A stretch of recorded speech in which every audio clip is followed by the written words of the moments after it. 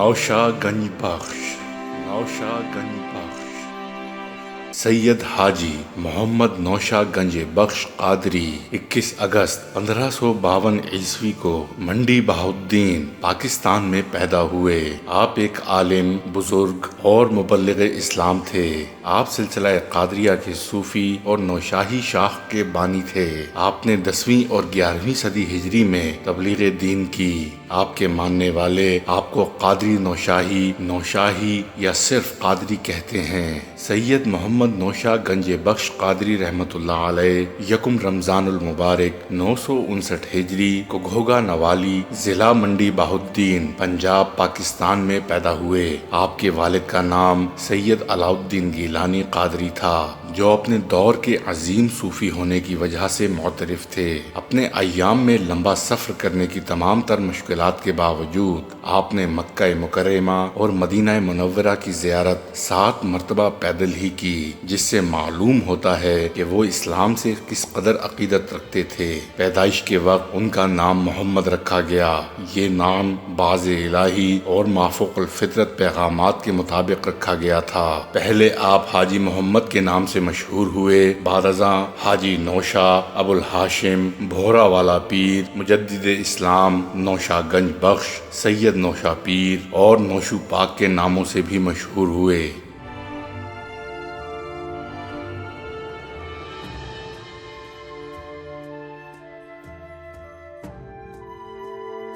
آپ رحمت اللہ علیہ نے خدا کی بارگاہ میں گنج بخش اور نوشا کے القاب حاصل کرنے کا دعویٰ کیا۔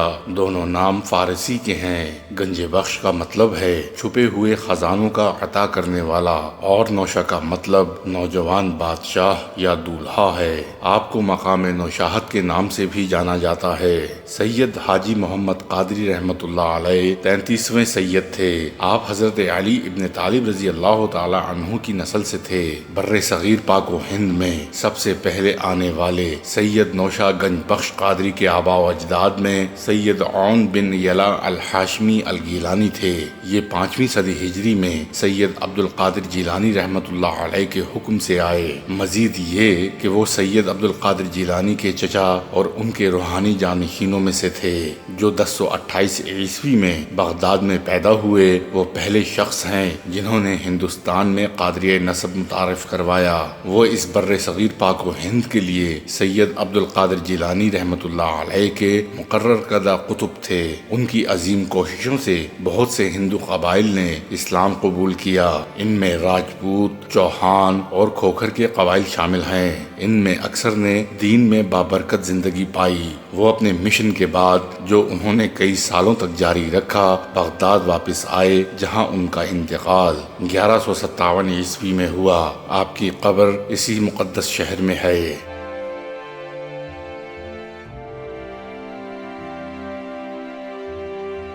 سید عون ابن یالا کے بیٹے اور روحانی جانشین سید زمان علی محسن تھے۔ انہوں نے بر صغیر پاک و ہند کے جنوب مغربی علاقوں، کوہستان نمک اور سون سے کیسر کی گرد و نواح میں اسلام پھیلایا۔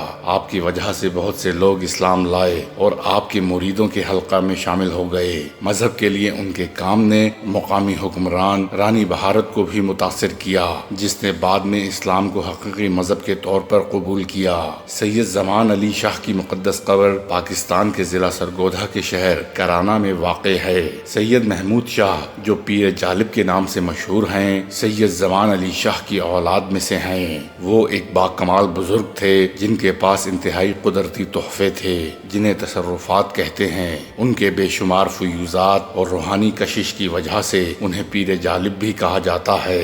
اپنے آباء و اجداد کی طرح وہ ایک روحانی کامل انسان تھے۔ ان کی تدفین رمدیانہ ضلع سرگودھا میں ہے۔ سید شمس الدین شاہ پیر جالب کی اولاد میں سے ایک عظیم ولی تھے۔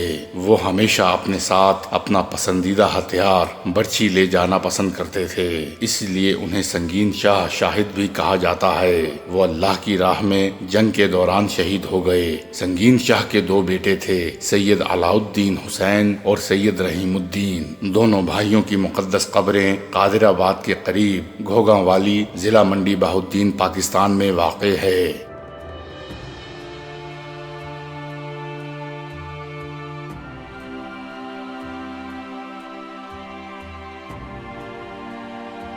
سید علاؤالدین رحمت اللہ علیہ کا شمار صوفیانہ راہ کے عظیم روحانی ماہرین میں ہوتا ہے۔ انہوں نے شریعت اسلامیہ کا بہت درست مشاہدہ کیا۔ سید نوشہ گنج بخش قادری رحمت اللہ علیہ پیدائشی طور پر اللہ کے ولی تھے۔ وہ ذہانت اور یادداشت کی خوبیوں سے بھرپور تھے۔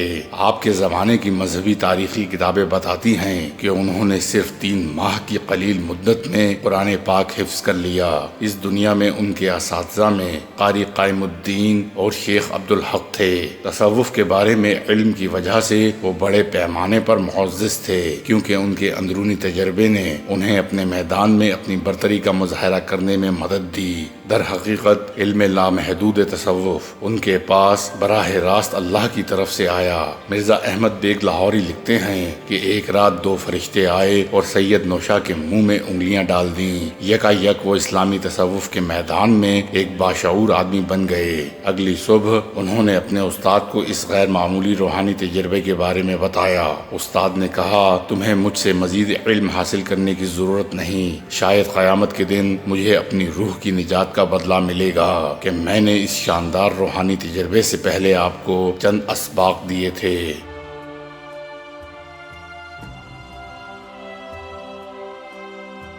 سید نوشہ پیر رحمت اللہ علیہ مذہبی میدان میں ماہر تھے، جیسے فقہ، حدیث، تفسیر، منطق، فلسفہ اور کلام۔ دین کے بارے میں آپ کا جامع علم ان کے اقوال سے ظاہر ہوتا ہے۔ عربی اور فارسی جیسی اہم زبانوں کے علاوہ کشمیری، سنسکرت اور بہت سی دوسری علاقائی زبانیں بھی جانتے تھے۔ اسلامی علم حاصل کرنے کے بعد انہوں نے روحانی مشقوں میں مہارت حاصل کی۔ 29 سال کی عمر میں آپ نے شاہ سلیمان نوری کو اپنا روحانی رہنما قبول کیا۔ یہ روحانی سلسلہ علی المرتضیٰ کے ذریعے نبی آخر الزماں حضرت محمد صلی اللہ علیہ وآلہ وسلم پر ختم ہوتا ہے۔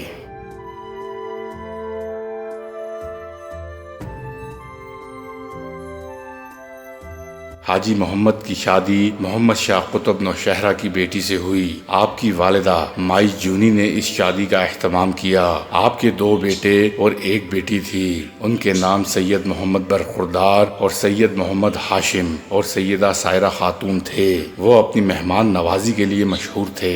مرزا احمد بیگ لاہوری کا بیان ہے کہ وہ اپنے مہمانوں کی ذاتی دیکھ بھال کرتے تھے اور ان کے کھانے پینے کا انتظام خود کرتے تھے۔ علامہ جمال اللہ لکھتے ہیں کہ ایک دفعہ میں اور آپ کے کچھ شاگرد سید نوشہ کی مسجد میں ٹھہرے۔ جب انہوں نے اپنے گھر سے ان کے لیے کھانا بھیجا تو بہت متاثر ہوئے۔ یہ بات ہے کہ جب انہوں نے اسلام کی تبلیغ کا کام ان کے سپرد کیا تو انہوں نے اپنے بیٹوں کو مہمانوں کا خاص خیال رکھنے کی ہدایت کی۔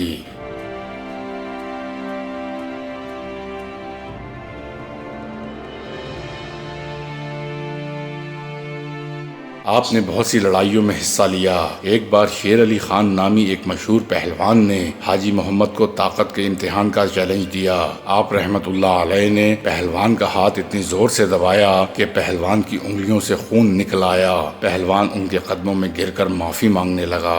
آپ عموماً اپنا وقت مسجد میں قرآن پاک کی تعلیم دینے، دن میں 5 وقت کی نماز کی امامت اور رات کو دریا کے کنارے اضافی نفل نمازوں کی امامت میں گزارتے تھے۔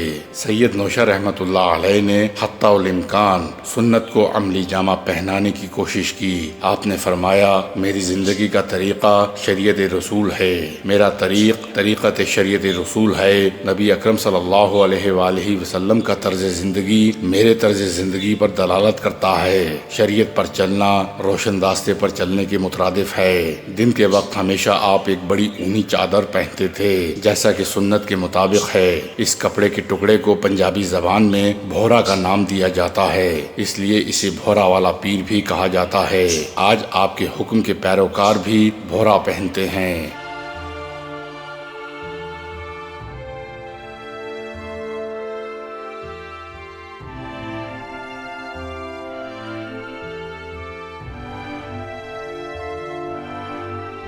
سید نوشہ گنج بخش قادری رحمۃ اللہ علیہ کی بہت سی تخلیقات ہیں، جیسے جیسے وقت گزرتا ہے وہ مخطوطات سے مرتب اور شائع ہوتے ہیں۔ اس وقت شاعری اور نثر کی 5 کتابیں ہیں۔ کلیات نوشہ اردو شاعری 76 رسالے اور 2400 آیات پر مشتمل ہے۔ کلیات نوشہ پنجابی شاعری، اس تصنیف میں تقریباً 4000 آیات کے 126 رسالے حروف تہجی کے اعتبار سے ترتیب دیے گئے ہیں۔ معارف تصوف فارسی شاعری، روحانی راستے پر تفویض سے نمٹنا، معاذ نوشہ پیر پنجابی نثر تقریروں اور مشوروں پر مشتمل ہے۔ گنج الاسرار نثر میں ایک مختصر رسالہ ہے جو آپ سے منسوب ہے۔ پروفیسر احمد قریشی کے مطابق سید نوشہ پیر کی اور بھی کتابیں ہیں جن میں دیوان اردو، دیوان پنجابی بالترتیب اردو اور پنجابی میں 2 نظمیں اور مثنوی گنج۔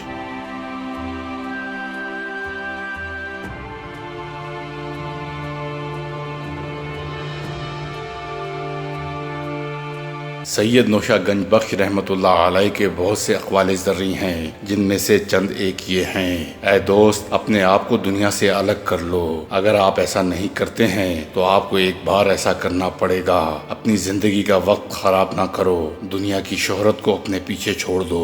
اے میرے سچے دوست، اپنے مرشد کی پیروی کرو۔ یہ عمل ایمان کے ساتھ اور دل میں خلوص کے ساتھ کرو۔ کلمہ یاد کرو تاکہ تم اسے ضائع نہ کرو۔ دنیا کے مصائب اور آخری لمحے موت کو یاد کرو، آپ صرف اسی سے غالب ہو سکتے ہیں۔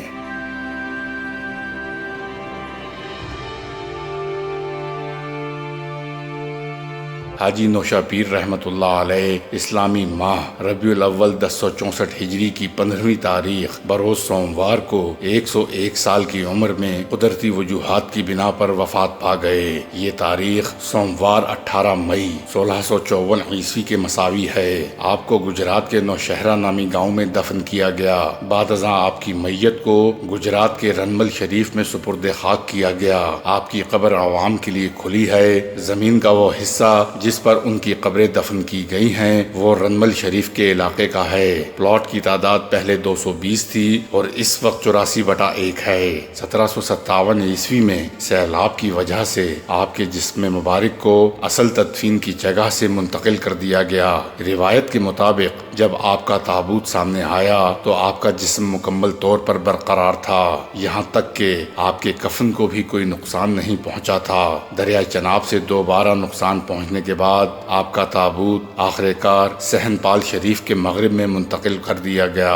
1950 میں اس نئے مقبرے کو بارش سے نقصان پہنچا، نتیجتاً سہارا ختم ہو گیا اور قبر میں دراڑیں پڑ گئیں۔ آپ کا عرس ہر سال 2 بار منعقد ہوتا ہے۔ عرس ہر باڑہ بکرمی کیلنڈر کی دوسری جمعرات کو شروع ہوتا ہے جو جون کے آخری 10 دنوں میں آتا ہے اور عام طور پر 3 دن تک رہتا ہے۔ مردوں کے لیے جمعرات اور جمعہ اور خواتین کے لیے ہفتے کا دن مقرر ہے۔ آپ کے متعدد بیٹوں اور شاگردوں نے آپ کی روحانی جانشینی کی، نتیجتاً قادری نوشاہی سلسلے میں اب کئی ذیلی شاخیں بھی شامل ہیں جن میں ان کے جانشینوں کے نام ہیں، جنہیں برخوردار نوشاہی، ہاشمی نوشاہی، سوچیاری نوشاہی اور نوشاہی پاک رحمانی۔ مثال کے طور پر نوشاہی سلسلے کے موجودہ سربراہ شیخ سید معروف حسین شاہ نوشاہی قادری رحمۃ اللہ علیہ ہیں، جنہوں نے 1962 میں برطانیہ میں صوفی تنظیم جمعیت تبلیغ اسلام کی بنیاد رکھی۔